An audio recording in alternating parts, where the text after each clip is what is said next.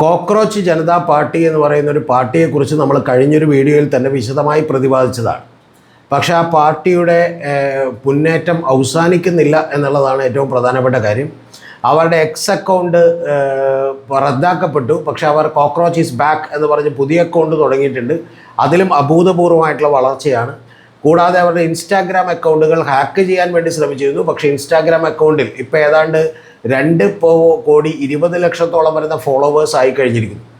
ഈ 2,20,00,000 വരുന്ന ഫോളോവേഴ്സ് എന്ന് പറഞ്ഞാൽ എൻ്റെ പ്രിയപ്പെട്ട പ്രേക്ഷകർ അറിയേണ്ടത് BJPക്കുള്ളത് 87 ലക്ഷം ഫോളോവേഴ്സാണെന്ന് നിങ്ങൾ അറിയണം. എന്ന് പറഞ്ഞാൽ അതിൻ്റെ ഏതാണ്ട് 3 ഇരട്ടിയോളം ആയിരിക്കുന്നു എന്നുള്ളതാണ് യാഥാർത്ഥ്യം. ഇപ്പോൾ ഈ വാർത്ത മിക്കവാറും നിങ്ങൾ കാണുമ്പോഴേക്കും അത് 2.5 കോടി കഴിഞ്ഞിട്ടുണ്ടാവാനാണ് സാധ്യതയുള്ളത്.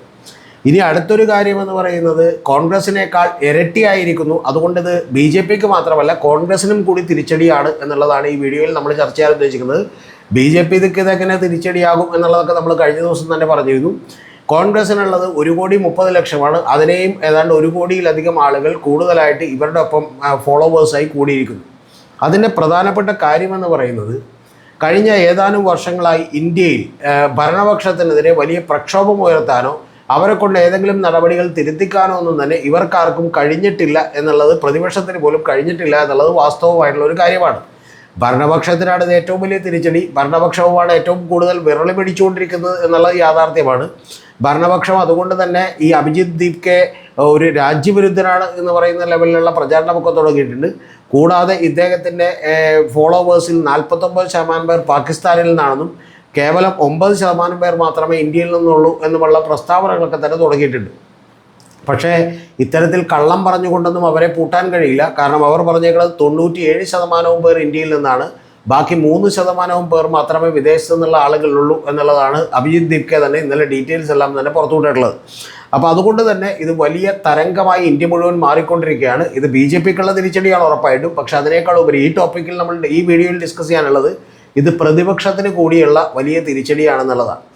എന്തുകൊണ്ടാണ് എന്ന് ചോദിച്ചാൽ national eligibility come entrance test എന്ന് പറയുന്ന നീറ്റിൻ്റെ പരീക്ഷയിൽ പോലും വലിയ ക്രമക്കേടുകൾ ഉണ്ടാവുകയും അതിൽ നിരവധി പേരെ അറസ്റ്റ് ചെയ്യുകയും അതിൽ ഈ പ്രധാനമന്ത്രിയും അതുപോലെ ഈ ഗവൺമെൻറ്റും ഒക്കെ കഴിവുകെട്ടവരാണെന്ന് തെളിയിക്കുകയും ഒക്കെ ചെയ്തതിന് ശേഷം പോലും ഒരു തരത്തിലുള്ള വലിയ പ്രക്ഷോഭം ഉണ്ടായിട്ടില്ല എന്നുള്ളത് മാത്രമല്ല, ആകെ എക്സ് പാർട്ടിയായി മാറിയിരിക്കുകയാണ് കോൺഗ്രസ് അടക്കമുള്ള പാർട്ടികൾ. അവർ യഥാർത്ഥത്തിൽ എക്സിൽ എന്തെങ്കിലുമൊക്കെ പോസ്റ്റ് ചെയ്യുക മാത്രമാണ് ചെയ്യുന്നത്.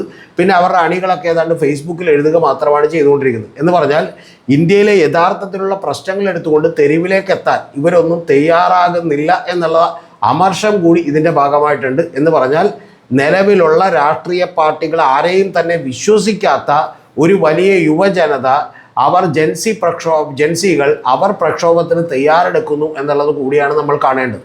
ഇതിൻ്റെ ഭാഗമായിട്ട് അവരിപ്പോൾ ബാംഗ്ലൂരിൽ ഒരു മനുഷ്യച്ചങ്ങലക്കൊക്കെ ആഹ്വാനം ചെയ്തിട്ടുണ്ട്. പക്ഷേ അത്തരത്തിൽ ചങ്ങലക്ക് വേണ്ടിയിട്ടുള്ള ഒരു അപേക്ഷയൊന്നും ഞങ്ങൾക്ക് കിട്ടിയിട്ടില്ല എന്നാണ് അറിയാൻ കഴിയുന്നത്. കൂടാതെ ഈ കോക്രോച്ച് ജനതാ പാർട്ടി എന്ന് പറയുന്ന പാർട്ടി കേരളം ഉണ്ടായിട്ടുണ്ട്, എറണാകുളം ഉണ്ടായിട്ടുണ്ട്, അതുപോലെ തന്നെ ചെങ്ങന്നൂർ ഉണ്ടായിട്ടുണ്ട്. ഇങ്ങനെ ഏതാണ്ട് നമ്മുടെ സാധാരണക്കാരായിട്ടുള്ള യുവജനങ്ങൾ, പൊളിറ്റിക്സിലൊന്നും വലിയ താല്പര്യമില്ല എന്ന് വിചാരിക്കുന്ന അപൊളിറ്റിക്കലാണെന്ന് പറഞ്ഞിട്ടുള്ള ഒരു യുവതലമുറ തന്നെ ഇതിനു വേണ്ടി ഇറങ്ങിത്തിരിച്ചിരിക്കുന്നു. ഇത് യഥാർത്ഥത്തിൽ ഗവൺമെൻറ്റിന് വലിയ ഭയപ്പെടുത്തിയിരിക്കുന്നു എന്നുള്ളതാണ് വാസ്തവം. അതിനെ നുണകൾ കൊണ്ട് നേരിടാനാണ് അവർ ശ്രമിക്കുന്നതെങ്കിൽ ഇതിനോടൊപ്പം നിൽക്കാനാണ് വിവിധ രാഷ്ട്രീയ പാർട്ടികളിലെ ആളുകൾ, മഹുവ മൊയ്ത്ര അടക്കമുള്ള മറ്റ് പ്രശാന്ത് ഭൂഷൺ അടക്കമുള്ള നിരവധി ആളുകൾ ശ്രമിച്ചുകൊണ്ടിരിക്കുന്നത്, സെലിബ്രിറ്റീസ് അടക്കമുള്ള ആളുകൾ തന്നെ ശ്രമിച്ചുകൊണ്ടിരിക്കുന്നത്. പക്ഷെ അപ്പോൾ പോലും പ്രധാനപ്പെട്ടൊരു കാര്യമെന്ന് പറയുന്നത് നേരത്തെ പറഞ്ഞതുപോലെ ഇന്ത്യയിൽ ഒരു തരത്തിലുള്ള പ്രക്ഷോഭം സംഘടിപ്പിക്കാനോ ജനങ്ങളെ അണിനിരത്തിക്കൊണ്ട് തന്നെ കേന്ദ്ര ഗവൺമെൻറ് ഏതെങ്കിലും തീരുമാനങ്ങൾ മാറ്റാനോ ഇതുവരെ കോൺഗ്രസിനോ ഇന്ത്യ അലയൻസിനോ ഒന്നും കഴിഞ്ഞിട്ടില്ല എന്ന് പറയുന്നൊരു വാസ്തവം കൂടിയുണ്ട്. ഒരേ ഒരു കാര്യത്തിലാണ് ഒരു തീരുമാനം കേന്ദ്ര ഗവൺമെൻറ് മാറ്റേണ്ടി വന്നത്. ആ മാറ്റേണ്ടി വന്നത് കർഷക സമരത്തിൻ്റെ അടിസ്ഥാനത്തിലായിരുന്നു.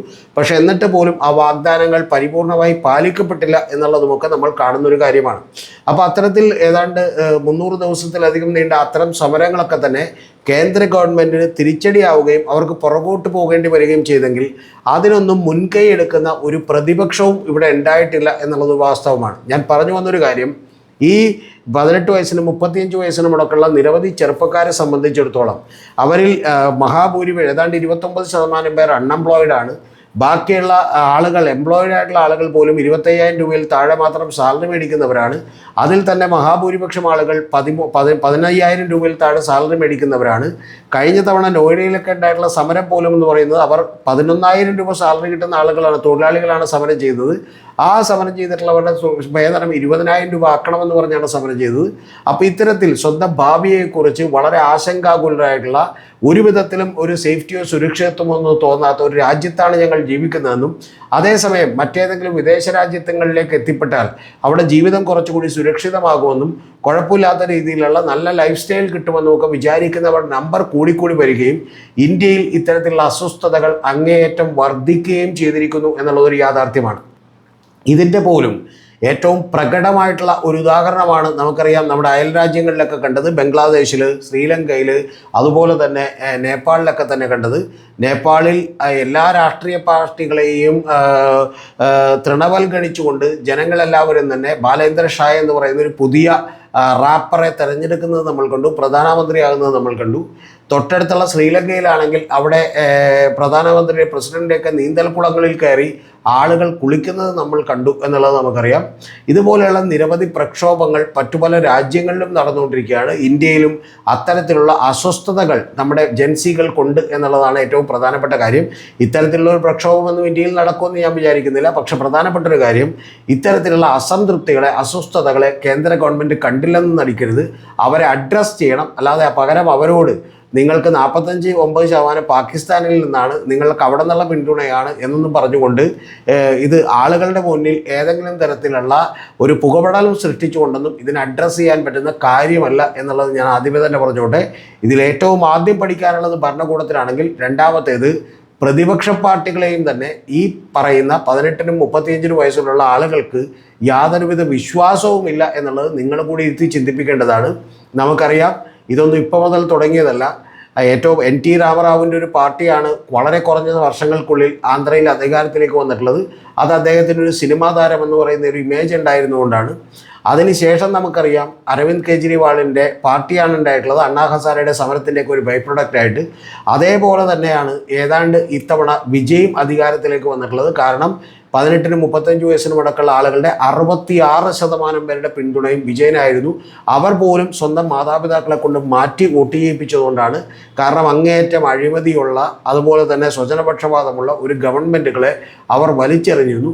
കൂടാതെ BJPയും അടക്കമുള്ള ആളുകൾ മനസ്സിലാക്കേണ്ടത്, ഗോമൂത്രവും അതുപോലെ ചാണകവും പശുവിൻ്റെ പൊളിറ്റിക്സും ഒക്കെ മാത്രം ഒരു പരിധിയുണ്ട് എന്നുള്ളത് അവരും കൂടി മനസ്സിലാക്കണം. അല്ലെങ്കിൽ ഇവരെല്ലാവരും തന്നെ തകർത്തെറിയാൻ പോകുന്ന ഒരു വലിയ ജനവികാരമായി ഇപ്പോൾ തന്നെ ഈ പറയുന്ന കോക്രോച്ച് ജനതാ പാർട്ടി മാറിയിട്ടുണ്ട് എന്നുള്ളതാണ് വാസ്തവം. ഇനി അത് യഥാർത്ഥത്തിൽ ഗ്രൗണ്ടിലേക്ക് വരുമ്പോൾ, ഒരു സംഘടനാ സ്ട്രക്ചർ കൂടി രൂപം പ്രാപിക്കുമ്പോൾ എന്തായിരിക്കും എന്നുള്ളത് കാത്തിരുന്ന് കാണണം. പക്ഷെ അത് BJPക്ക് മാത്രമല്ല, കോൺഗ്രസ് അടക്കമുള്ള കേരളത്തിലെ എല്ലാ പാർട്ടികൾക്കും കൂടി ഒരു വലിയ സൂചനയാണ്, വലിയ ഈ പറഞ്ഞ മുന്നറിയിപ്പാണ്. മറക്കരുത്.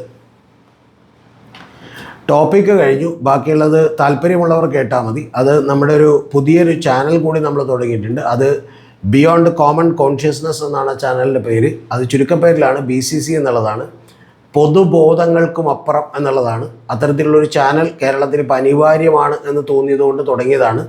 അതിന് നടത്തിക്കൊണ്ടു പോകാൻ വലിയ അധ്വാനവും വലിയ പണച്ചെലവും ഒക്കെ ഉണ്ട്. പക്ഷെ തുടങ്ങാനുള്ള കാരണം, നമ്മുടെ ഇവിടുത്തെ സോഷ്യൽ മീഡിയയും മാധ്യമങ്ങളൊക്കെ കൂടി പല കള്ളങ്ങളിലൂടെ പൊതുബോധത്തിൻ്റെ ഒരു നിർമ്മിതികൾ നടത്തിക്കൊണ്ടിരിക്കുന്നു എന്നുള്ളതൊരു വാസ്തവമാണ്. അതുകൊണ്ട് തന്നെ അതിൻ്റെ ഏറ്റവും ആദ്യത്തെ എപ്പിസോഡ് ഇപ്പോൾ റിലീസായിട്ട്, ആ എപ്പിസോഡ് പിണറായി വിജയൻ എന്ന് പറയുന്ന 2021 അധികാരത്തിലേക്ക് എത്തിയപ്പോൾ തുടർഭരണം ഉറപ്പിച്ചുകൊണ്ട് വലിയ ജനപ്രീതിയോടുകൂടി അധികാരത്തിലേക്ക് വരികയും 91-ൽ നിന്ന് 99 സീറ്റുകളിലേക്ക് എത്തിക്കുകയും ചെയ്ത പിണറായി വിജയൻ, കരുതൽ മുഖ്യനും ക്യാപ്റ്റൻ മുഖ്യനുമായിരുന്ന പിണറായി വിജയൻ യഥാർത്ഥത്തിൽ പിന്നീട് എങ്ങനെയാണ് ഈ പറയുന്ന പോലെ അത്തരത്തിലുള്ള ഇമേജുകൾ തകർന്നു പോയതെന്നും സതീശന് ഒരു വിജയം നേടാൻ കഴിഞ്ഞത് എന്നുള്ളതിൻ്റെ അന്തർനാടകങ്ങളും ആരും പറയാത്ത കഥകളുമാണ് അതിനകത്തുള്ളത്. അതുകൊണ്ട് നിങ്ങളെല്ലാവരും തന്നെ ഇത് കേൾക്കണം എന്നുള്ളത് ഞാൻ ആഗ്രഹിക്കുന്നു. കേട്ടിട്ടുള്ളവരൊക്കെ തന്നെ അതിൻ്റെ താഴെ തീർച്ചയായിട്ടും നിങ്ങളുടെ അഭിപ്രായങ്ങൾ കൂടി രേഖപ്പെടുത്തണം. അത് വളരെ ലെങ്തി ആയിട്ടുള്ളൊരു പോഡ്കാസ്റ്റാണ്. 1 മണിക്കൂറും 42 മിനിറ്റുള്ള പോഡ്കാസ്റ്റാണ്. കൂടാതെ അത്തരത്തിലുള്ള വലിയ ലെങ്തി ആയിട്ടുള്ള ഇൻ്റർവ്യൂകൾ കൂടിയാണ് ആ ചാനലിൽ ഉണ്ടാവുക എന്നുള്ളത് നിങ്ങളോട് പറഞ്ഞോട്ടെ. ഒരു മാസം ഒരു 1-2 അല്ലെങ്കിൽ 3 ഒക്കെ ചെയ്യണം എന്നാണ് ആഗ്രഹമുള്ളത്. പക്ഷേ വലിയ പടച്ചെലവുള്ള കാര്യമായതുകൊണ്ട് എത്രത്തോളം സാധ്യമാകുമെന്നറിയില്ല. ആ സാധ്യമാകണമെങ്കിൽ നിങ്ങളുടെയൊക്കെ ഒരു സപ്പോർട്ട് കൂടി വളരെ ആവശ്യമുണ്ട്. ആ സപ്പോർട്ടിന് 2 വഴികളുണ്ട്. ഒന്ന്, നിങ്ങൾക്ക് നമ്മുടെ ഈ ചാനലിലെ മെമ്പർഷിപ്പ് എടുത്തുകൊണ്ട് നമ്മളെ സപ്പോർട്ട് ചെയ്യാം. ആ മെമ്പർഷിപ്പ് എടുക്കുക എന്ന് പറഞ്ഞിട്ടുണ്ടെങ്കിൽ level 1, level 2, level 3, level 4, level 5, level 6 വരെ ഉണ്ട്. അപ്പോൾ അതിലേതെങ്കിലും തരത്തിലുള്ള പണമടച്ചുകൊണ്ട് മെമ്പർഷിപ്പ് എടുക്കാം. മെമ്പർഷിപ്പ് എടുത്തിട്ടുണ്ടെങ്കിൽ നിങ്ങൾക്ക് അതുകൊണ്ട് ഏതെങ്കിലും പ്രത്യേകമായിട്ടുള്ള വീഡിയോകളൊന്നും ഉണ്ടാകണമെന്നില്ല. പക്ഷേ നിങ്ങൾക്ക് നമ്മുടെ വീഡിയോകൾ ഏതാനും നേരത്തെ കാണാമെന്ന് മാത്രമേ ഉള്ളൂ. പക്ഷേ നമ്മുടെ ചാനൽ നിലനിൽക്കണമെന്ന് ആഗ്രഹമുണ്ടെങ്കിൽ അത്തരത്തിൽ നിങ്ങൾക്ക് നമ്മളെ സപ്പോർട്ട് ചെയ്യാവുന്നതാണ്. കൂടാതെ രണ്ടാമത്തെ ഏറ്റവും പ്രധാനപ്പെട്ട കാര്യം, ഇനി ഇതല്ല, കുറച്ചുകൂടി വലിയ രീതിയിൽ സപ്പോർട്ട് ചെയ്യാൻ കഴിയുന്നവർക്ക് വേണ്ടിയിട്ട് നമ്മൾ ഇതിൻ്റെ താഴെ തന്നെ ഗൂഗിൾ പേ നമ്പറും അക്കൗണ്ട് നമ്പറും കൂടി കൊടുത്തിട്ടുണ്ട്. അതിനിപ്പോൾ ചെറുതാണെങ്കിലും വലുതാണെങ്കിലും നിങ്ങൾക്ക് അതിലൂടെയും നമ്മളെ സപ്പോർട്ട് ചെയ്യാവുന്നതാണ്. ഏറ്റവും വലിയ സപ്പോർട്ട് എന്ന് പറയുന്നത് നമ്മുടെ വീഡിയോകൾ മുഴുവനായും കണ്ടുകൊണ്ട് താഴെ തീർച്ചയായിട്ടും നിങ്ങളുടെ അഭിപ്രായങ്ങളൊക്കെ രേഖപ്പെടുത്തുക എന്നുള്ളതാണ്. അതുകൂടി നിങ്ങൾ രേഖപ്പെടുത്തുമെന്ന പ്രതീക്ഷയോടുകൂടിയാണ് നമ്മൾ ഈ പുതിയ ചാനൽ കൂടി തുടങ്ങിയിട്ടുള്ളത്.